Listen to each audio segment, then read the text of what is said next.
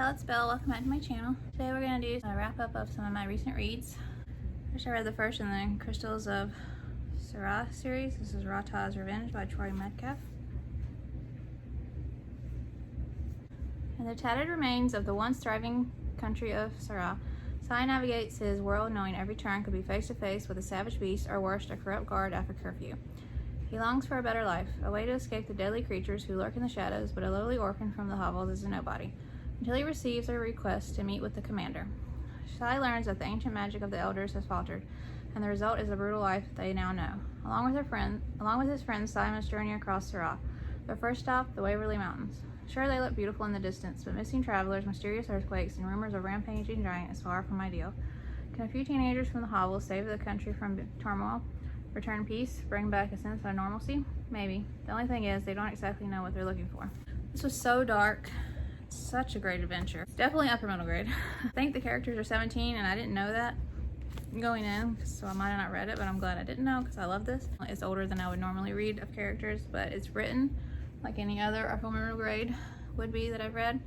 So, I mean, nothing happened in here that made me sad or in my head too much. There's no romance. There's nothing like that.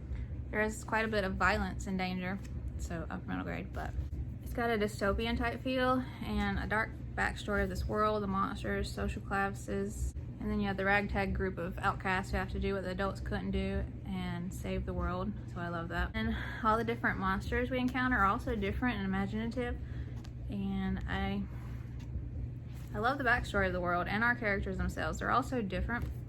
And then there's the elders, the commander, Rahta. Their stories were also intriguing. The quest they were on and everything having to do with it was fascinating. I love the people that they meet on their journey, on their quest, and the whole story and everything that happens there was gripping. And it's got such an epic ending too. The writing was gripping. I hope we get to learn more about these kids in the next one and grow a bigger attachment to them and get to see a greater friendship form between them and open up to each other and get to know each other more and bond even more on this dangerous mission they're experiencing together. Can't wait for this sequel. And I hope it's still of her MG without any sad bits or any of that other stuff. So fingers crossed. Love this. And I read a graphic novel, The Wizard of Oz. This is Russell Punter and Simona Bursi, based on the story by L. Frank Baum.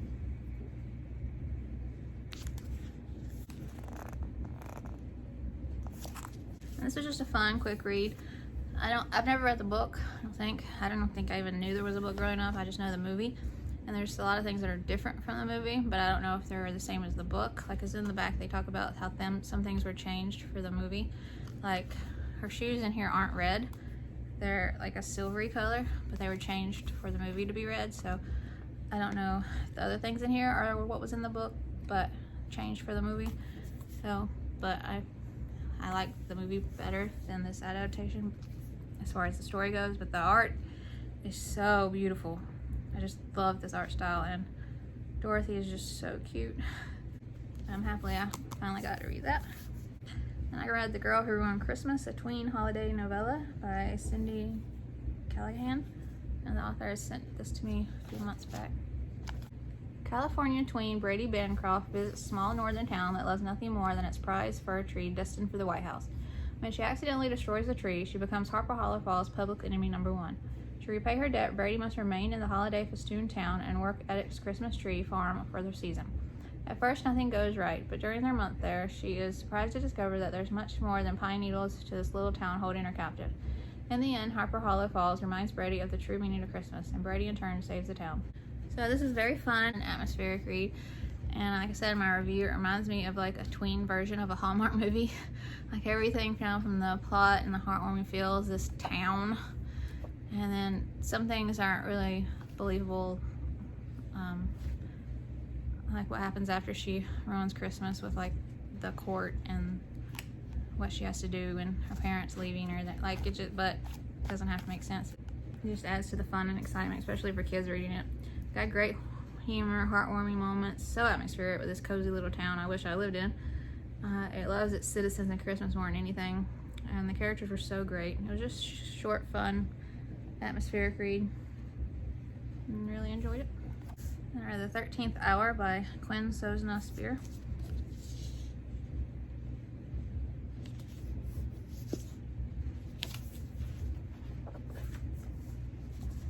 For as long as Rosemary can remember, Aunt Jo has been peculiar but kind to her, telling her stories of fantasy worlds she loves to draw. So when Rosemary receives a pocket watch from Aunt Jo, she doesn't expect that her aunt's strange instructions will actually unlock a dream world full of magic.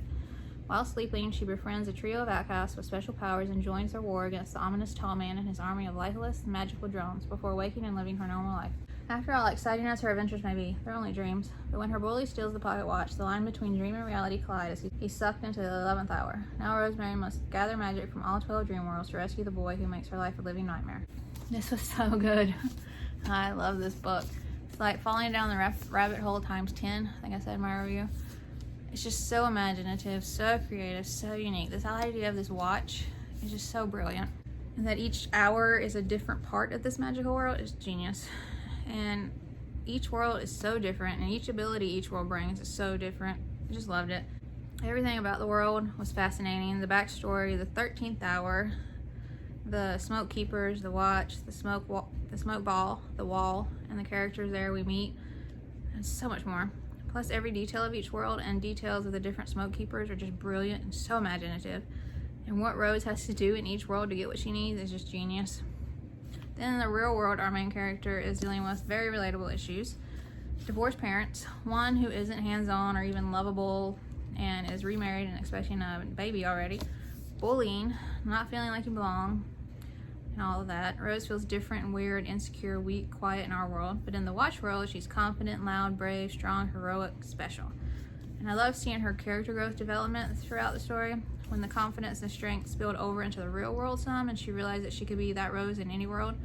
I loved it. And there's a scene with lip gloss comment that had me laughing so hard, and I was like, yes, Rose, you tell her.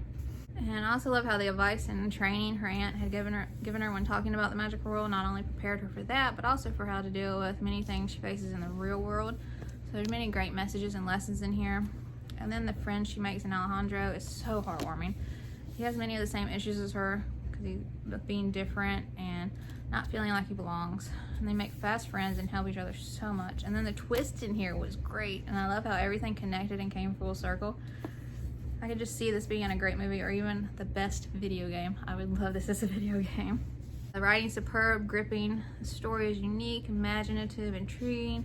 It's got adventure, friendship, magic, danger, bravery, suspense, imagination. I just loved it. And I read Trail of the Cursed Cobras by Barry Nugent. Dodging faceless demons, trying to save the world, and being hassled by a dead mom is just another school day for Bobby Gibson and Ada M. Maya. An ill-advised shortcut pulls the 12-year-olds into a deadly plot involving secret agents, an ageless sorcerer, and an artifact of devastating power. As the children race against time to solve the mystery, they must face their fears, outwit their foes, battle monsters born of shadow and nightmare, and make their way through traps to the heart of it all, the Apocalypse Chamber. It's 1982, and 5 kids from a North London comprehensive school are fighting the end of the world. I'd say the odds are about even. This was so good. Such a fast-paced story, and I got sucked in immediately. And the chapters alternate between the kids' different point of views, but mainly Bobby, Ada, and Tony's. Very fast-paced, full of danger and action, suspense. There's even secret government agents, magical immortals with sinister plot, a magical object, and so much more. It's very atmospheric as well. I mean, it's the 1980s in northern London. Then there's the whole school atmosphere, which was terrific. It really balanced how these normal kids still have a regular school life, plus trying to defeat the evil and save the world on the side. It's done so well. There's even a weird kind of creepy shop full of all these artifacts of the past, and the shopkeeper is the best. He's so grouchy and hard around the edges, but by the end he had my heart. There's also some real life relatable issues woven into the story, of course, so well. There's bullying, a kid who has lost a mom and one who has lost a dad, and one who hasn't seen their dad in a couple years. And I loved what the author did with Bobby and his mom, and it was heartbreaking and heartwarming at the same time somehow. That last line in the book gave me all the feels. I loved it. The pace and build-up were perfect, and the big climax at the end was so good. I loved all of the details of it, and the whole story actually. And it's very intriguing plot and just very gripping. Terrific characters. They're 5 kids, but they're also different from each other and identifiable, and I love them all. Ada and her observational skills are next level, and even the way she talks is just so on point, and I just love her. And the ending was perfect, and I think there is going to be more, so there's still some unanswered questions and so many places of stories to go, so I'm very excited. and anxiously await to see if there'll be more. And then I read Beast and the Bethany, Revenge of the Beast by Meggitt-Phillips, I think says that. This is the second, so I won't read the synopsis, but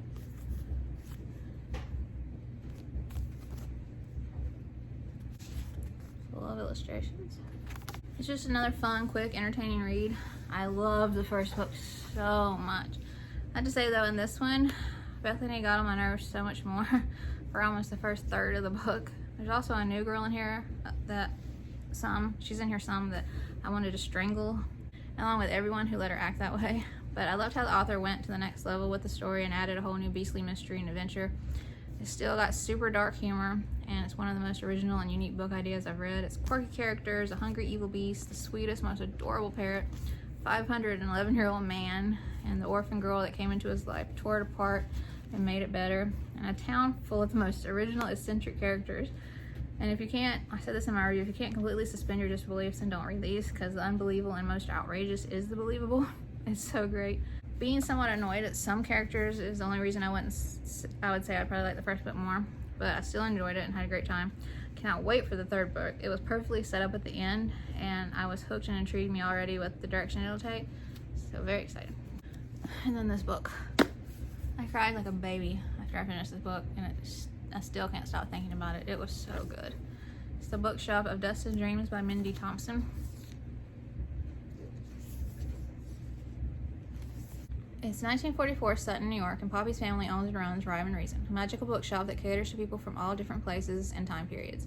Though her world is ravaged by World War II, customers hail from the past and future, infusing the shop with a delightful mix of ideas and experiences.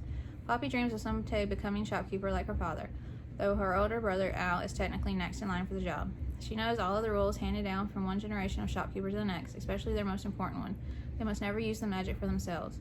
Then Al's best friend is killed in the war, and her brother wants to use the magic of the shop to save him. With her father in the hospital suffering from a mysterious illness, the only one standing between Al and the bookstore is Poppy. Caught between her love for her brother and loyalty to her family, she knows her brother's actions could have devastating consequences that reach far beyond the bookshop as an insidious growing darkness looms. This decision is bigger than Poppy ever dreamed, and the fate of the bookshop hangs in the balance. This just took me by so much surprise. I just expected this fun, magical, whimsical read, and it is that, but there's so much more. There's darkness, great messages, impactful. It's just so good.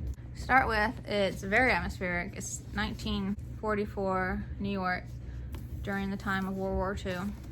You have Rhyme and Reason, this bookshop that is like the best bookshop I've ever read about. And the Rhyme and Reason is like his character in itself, and I love it with my whole heart. And the vivid details the author gives you paints the most perfect vision of a cozy, magical, beautiful book goodness ever. And the magical bookshops find certain people when they need them most, and people travel from all different times. The magic that makes the possible is complicated though, and the bookshops keep light, but the dark is always trying to find a way back in. So you have the light, dark, or good versus evil. It's very symbolic in a way too, because what makes it easier for the dark to get in are during the darkest moments in our life. Then there's the real life magic of books and stories, connecting people and bringing people together. The customers of Rhyme and Reason feel like part of Poppy's family. They're bonded to this shop and this family by something truly special. And all of that is part of the light. And then there's the dark.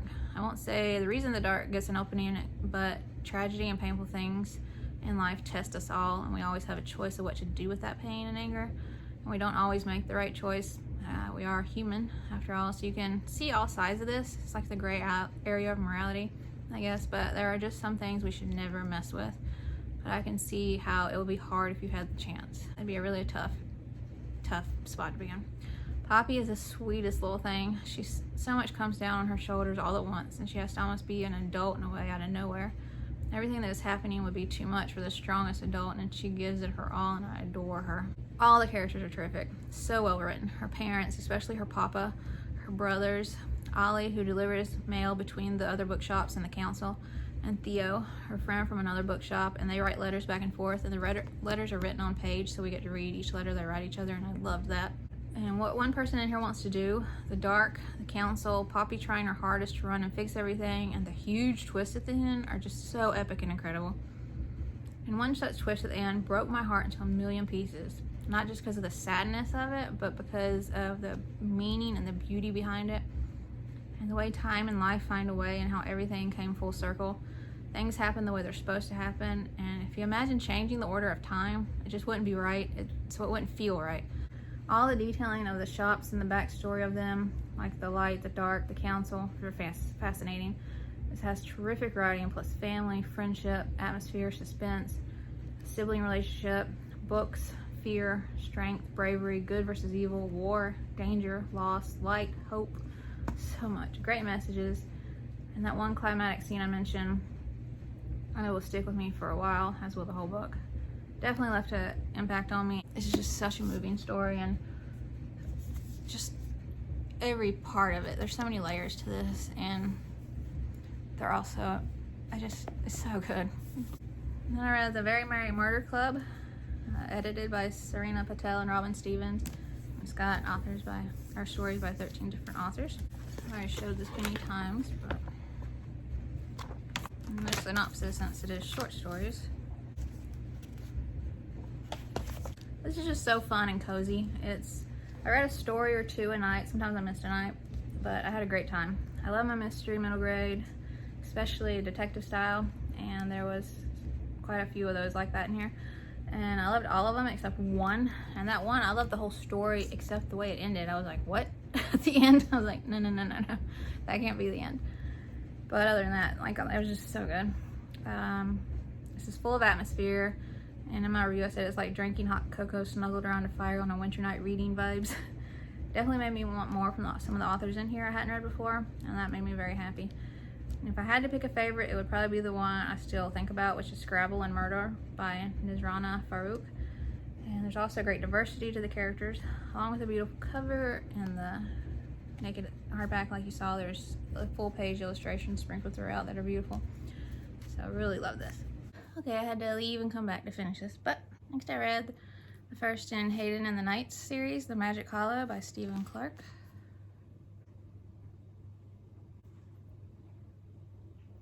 Hayden Keyes knows everything there is to know about knights, legends, and fantasy, but that doesn't mean he has ever jousted on horseback, worn a full suit of armor, or flown on a dimension-traveling griffin.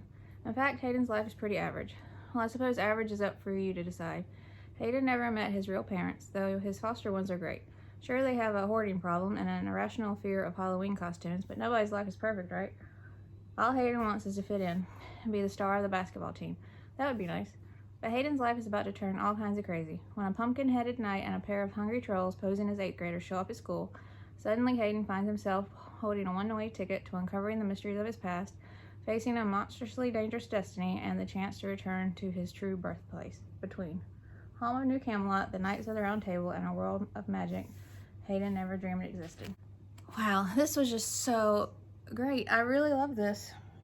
It's so gripping. It's fast-paced. It's a grand nightly adventure. So well plotted, well paced, and I love a good retelling or a different take on old legends, and the author did such a great job. Visual retelling of King Arthur himself. It's like hundreds of years later, current status of the Knights of the Round Table, this world, and so on, and I appreciated that. And I love the characters so much. This author writes amazing characters.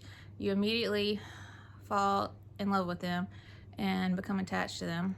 And Hayden has your heart from the start because he's just so cute, and he's trying so hard to fit in and belong at school in the real world. But his teacher, Mr. Bianco, it's like that's his only friend. And I love Mr. Bianco though, and I hope we get to see even more of him and more of Jack and Strings too, because they were so terrific, especially Strings. Then the friends he makes when he gets to the Magic Hollow are phenomenal. Gwen and Lance are such great kids, and you root for them all along the way. And there's so much mystery. Well, not just current events, but mysteries from the past as far as Hayden's birth parents go. And it's so atmospheric. The Magic Hollow and its atmospheric itself. It's like a school setting, but just with training and jousting and knightly stuff mostly. And all the kids, the Knight Juniors, the Squires, the Page Boys, etc. live there. And then there's the arena and the woods surrounding the Hollow where Excalibur is. And also the wolves and centaurs live. Loved all that. I love the whole backstory of Between and everyone who lives there. Plus we learn, along with Hayden, more about his parents. And great themes in here on fitting in, bullying, friendship, wanting to belong, family, what's right and wrong, you know, that lovely gray area. Living up to parents' accomplishments, birthrights, the importance and unimportance of them, finding who you are and being and loving that person and not comparing yourself to anyone else. And the twist at the end had my mouth hanging open. I was so shocked. And what an ending. It was so good. Cannot wait for the next book. There's so much to look forward to, and I'm so excited to see what comes next. This has knights, samurai, magic, portal to another world, trolls, friendship, family, adventure, danger, good, evil, suspense, bravery, honor, and more. All of the details to this other world are so superb and make for such an immersive read, even down to the different curses that can happen and why. Strongest friendships that turn into the best found family of sorts that I absolutely love. I flew through this, and I highly recommend it, and I cannot wait for the next book. And I read the first book in the Chronicles of Astranthia series, Rahta and the Blood of the Nectar by Payal Doshi. Hopefully I'm not saying it wrong. It all begins on the night Rahta turns 12. After a big fight with her twin brother Rohan on their birthday, Rahta's life in the small village of Darjeeling, India, gets turned on its head. It's 4 in the morning and Rohan is nowhere to be found. It hasn't even been a day, and Amma acts like Rohan's gone forever. Her grandmother, too, is behaving strangely. Unwilling to give up on her brother, Rahta and her friend Leela meet Mishti Dadi, a wrinkly old fortune teller whose powers of divination set them off on a thrilling and secret quest. In the shade of night, they portal to an otherworldly realm and travel to Astranthia, a land full of magic and whimsy. There, with the help of Xanther, an Australian barrel boy, and Follath, a Peri, Rahta battles serpent lilies and blood-sucking banshees, encounters a butterfly-faced woman and blue lizard men, and learns that Rohan has been captured. Rahta also discovers that she is a princess with magic, only she has no idea how to use it. Struggling with the truth her Amma has kept hidden from her, Rahta must solve clues that lead to Rohan, find a way to rescue him, and save Astranthia from a potentially deadly fate. But the clock is ticking. Can she rescue Rohan, save Astranthia, and live to see it all? This was so good. I'm loving all these phenomenal reads. I love reading different cultures. Like, I read different mythologies, different cultures, and this was no exception. I love this. Rahta did get on my nerves with how rude and mean she was throughout the book. I can't even imagine talking to Mom how she talks to her mom in the beginning of this book. I wouldn't have been able to sit for a week. And there are, of course, reasons why she is this way, but it's only natural to kind of not like her all the same. But the way her mother makes her feel, her dad being gone with no answers, you get kind of angry for her. So it's totally understandable. And she struggles with this and trying to be better throughout the book. And by the end, she had some real growth. And I did appreciate how she didn't change within a couple chapters and just was magically a nice person.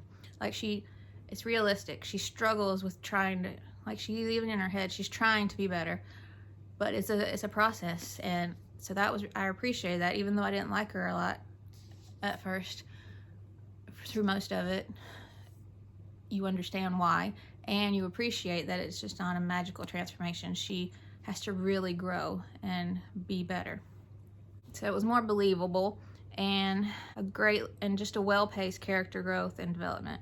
And what shows that she's good is no matter how she acted towards her brother in the beginning or the thoughts she had, when he went missing, she fights tooth and nail to do whatever it takes to get him back. She will do whatever it takes.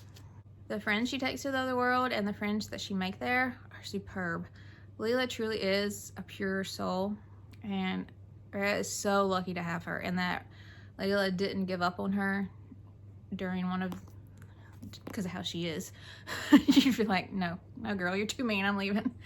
But she stayed with her, and she was a true friend, and Rahta's so lucky that she has her and that she didn't give up on her. And she helped her so much. Leela truly helped her in so many ways, not just helping with her brother, but with her growth to become a better person. There's Xanther, or Z, I think that's how you say it. It's with an X, but I'm hoping that's how you say it. Who is so strong and amazing, and who has been through so much and is fighting for so much, and is just so brave. And then his little sidekick, his little friend, Flula. Oh, I loved her. Such a unique and creative, and just love that. I love Flula. Her and Thubian have my heart. so good. This is so fast-paced, full of danger, suspense, action, and so much more. It's very atmospheric, both where we were in India, in the real world, and also in Ostranthia. The vivid writing brings both places alive, and all the details of Ostranthia are so imaginative and superb. From the walking grass, which I loved, the Nectar, the bud-like homes, and instead of neighborhoods, like the bud hoods. The whispering wall, the Pilly-Wiggin Patty, I think that's what it's called, which is what Flula is. And the Cephaldor, I'm not saying that right. Serpent lilies, the bosons, so many more things. Then you have the ruthless and evil queen, who is written so well for a villain. And I loved every part she was in, and there was a few chapters sprinkled in there where we got to read from her point of view, and I just loved it. She is so fascinating. And then the twist, so incredible. Loved it. The backstory of this other world is so intriguing. It's full of fierce friendships, relatable, complex sibling and family relationships, fighting for what's right, finding out who you are, learning to trust, and so much more. It's such a gripping, thrilling story. I cannot wait for book 2, especially with the growth Rhea has had. I just know I will love book 2 even more just because of that, because I'm obsessed with this so much. I just didn't like her that much throughout it, but that's how it had to be. Once you read it, you understand it. It had to be that way. And then because by the end, you're so in love with her because the growth she's made at a reasonable, believable pace.